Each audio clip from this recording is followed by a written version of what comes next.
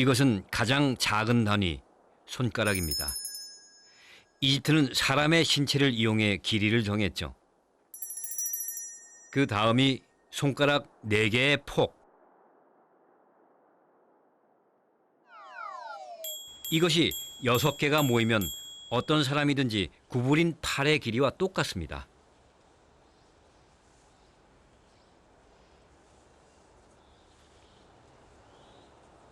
구부린 팔 길이가 1큐빗입니다. 이 큐빗이 100개 모인 게 1캐트. 9캐트면 생각보다 좀 많은 사람들을 일렬로 세워놓아야 합니다. 큐빗이 100개 모여야 1캐트가 됩니다. 파피루스의 문제는 9캐트였습니다. 그러니까 이 팔이 900개가 모여야 9캐트가 되는 거죠. 900명이 팔을 서로 맞대고 늘어서 있습니다.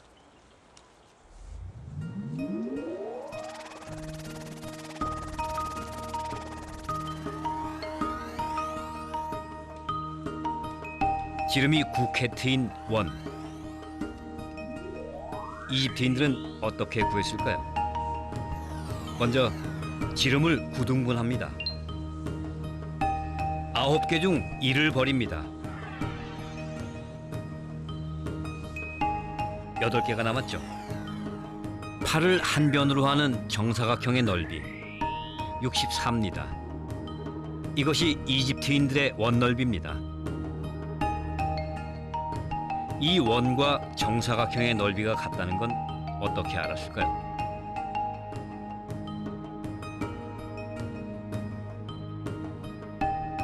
크기가 같은 돌멩이 64개로 만든 정사각형입니다. 이걸로 원을 만듭니다.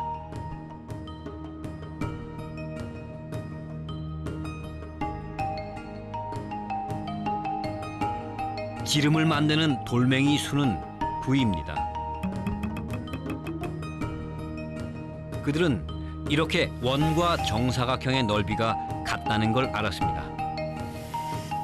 파이 값을 이용해 원 넓이를 구해볼까요?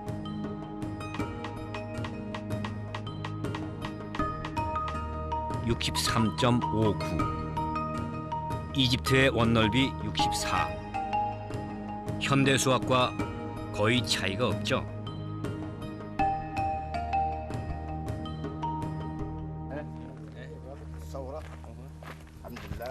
كويس انت والصبره الثوره قامت وفرحنا فيها الحمد لله. 그들은 왜 그렇게까지 정확한 계산을 해야 했을까요?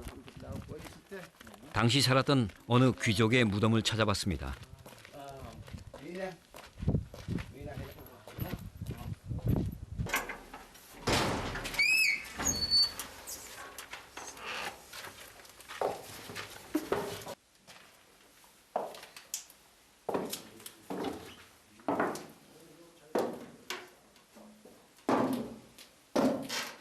이 무덤 주인은 당시 밀 수확량을 측정해 세금을 매기는 고급 관리였습니다. 자신의 업무를 그림으로 남겨놨네요. 당시 국가 재정은 농업 생산이 거의 전부였습니다.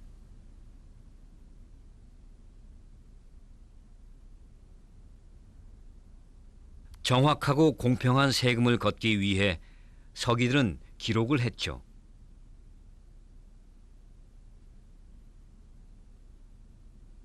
세금을 내지 않으면 얻어맞았습니다.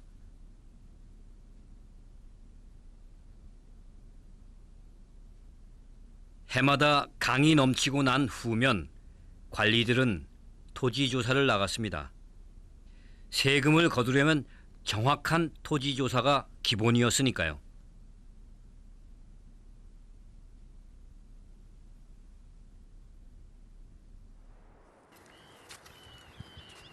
농사는 훨씬 오래전부터 지었지만 수학은 이때 나타납니다. 농민들에게 땅을 나누어 주려면 도형에 관한 연구, 즉 기하를 해야 했습니다.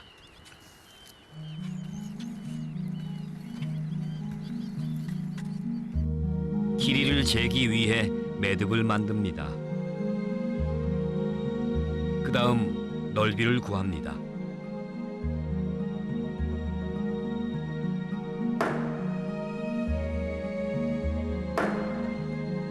넓이를 구하는 일은 곱셈이라는 또 다른 수학이 필요했습니다.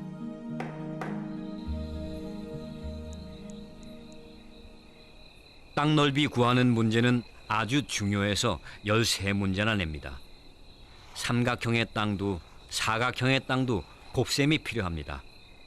아메스는 어떻게 했을까요?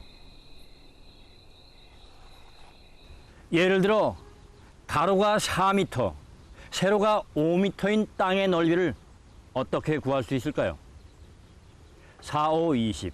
4 곱하기 5는 20. 하지만 고대 이집트에는 지금과 같은 곱셈 방법이 없었습니다. 그렇다면 어떤 방법을 썼을까요? 4 곱하기 5. 우선 4를 왼쪽에 놓습니다. 오른쪽에는 2를 놓죠. 그 다음 위의 것을 각각 2배 합니다. 오른쪽도 2배 하면 2입니다. 계속 배를 해나갑니다. 검은 돌이 5가 될 때까지 해나가죠.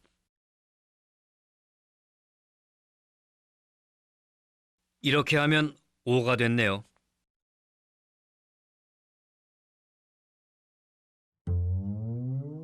이때 왼쪽에 흰 돌 개수를 세보면 20.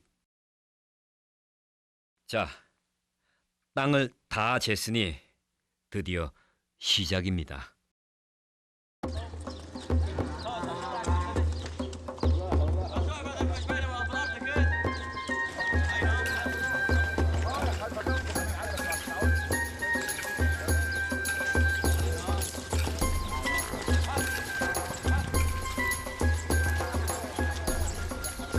이들처럼 더하고 빼고 나누는 문제는 우리에게도 여전히 중요합니다.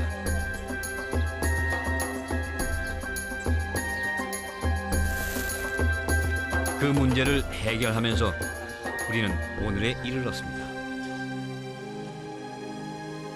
지금 우리는 강물의 비밀을 압니다. 그래도 강 주변에 펼쳐놓은 그들의 기한은 언제나 경이롭습니다.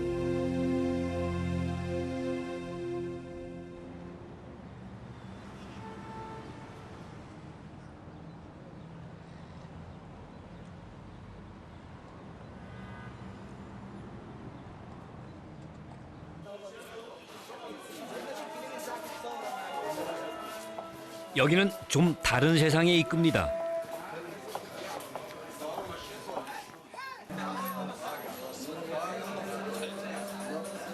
수학의 전형들이 바로 이곳에 있죠. 물건과 화폐의 가치를 교환하는 것. 수학은 이것만으로 충분하다고 생각합니다. 사실 우리는 본능적으로 수학을 합니다. 잘 모르고 있을 뿐이죠. 보기만 하면 바로 개수를 세어보고 또 양을 가늠합니다. 어떤 것은 높이가 눈에 들어오기도 하죠. 또 어떤 건 넓이가 아주 중요합니다. 수학적 감각 때문에 시장에서 우리는 즐겁습니다.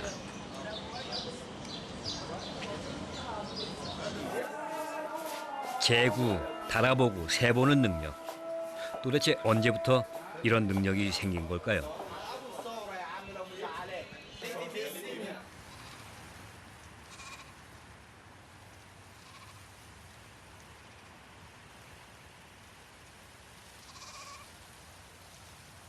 옛날, 아주 옛날, 우리가 유목 생활을 하고 있을 때 보는 것만으로는 양을 파악할 수 없어 수를 세기 시작합니다. 인간은 사냥을 하러 가는 대신 양을 지킵니다. 양을 공격하는 포식자들을 경계하며 일정한 거리에서 양을 지켜보죠. 거리 재기는 살아남는 데 절대적으로 필요합니다. 거리를 잰다는 건 수학적 감각의 하나입니다. 수를 셈하는 건 훨씬 나중에 일어난 일이고 우선 눈에 보이는 거리를 재는 것부터 수학은 시작됩니다. 거리를 재는 자체만으로 보면 동물은 인간보다 더 뛰어난지도 모릅니다. 그런데 인간은 한 걸음 더 나아갑니다. 마주하는 풍경은 매일 비슷합니다. 양들과 나무, 바위 그리고 다른 양치기. 인간은 이걸 나누기 시작합니다.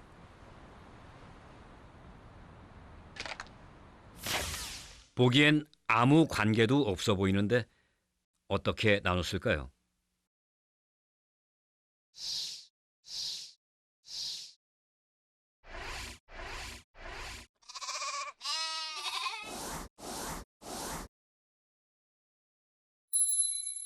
하늘에 있는 것과 땅에 있는 것이네요.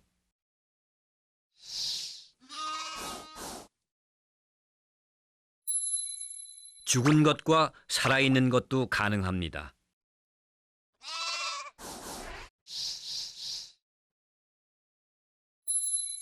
먹을 수 있는 것과 먹을 수 없는 것도 있죠.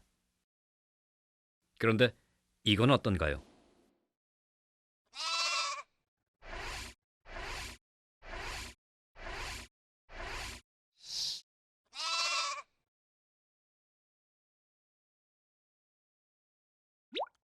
하나, 둘, 셋. 오직 인간만이 이렇게 했습니다.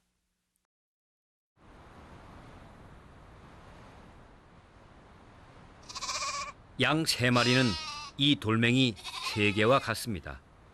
본질만 본 겁니다.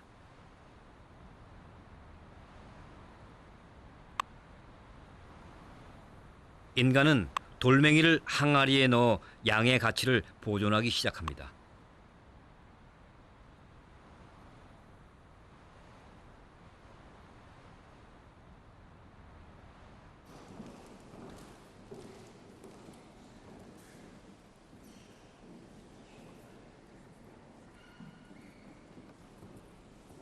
이것이 숫자를 담은 항아리입니다.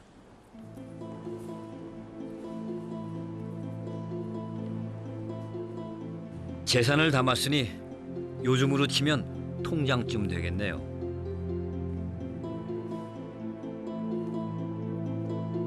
겉에 구멍을 내서 안에 든 돌 개수를 표시했습니다. 돌과 이 표시가 같은 의미라는 걸 이때까지도 몰랐습니다. 수의 개념은 그만큼 어렵습니다.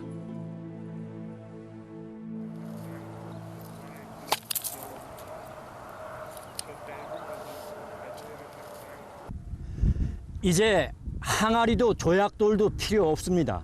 남아있는 건 사물의 개념뿐입니다.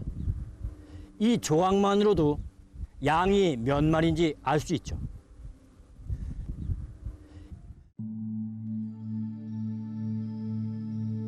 여기까지 오는데 수만 년입니다. 아이가 걷기까지 오래 걸리는 것처럼 수학의 처음도 이렇게 더뎠습니다.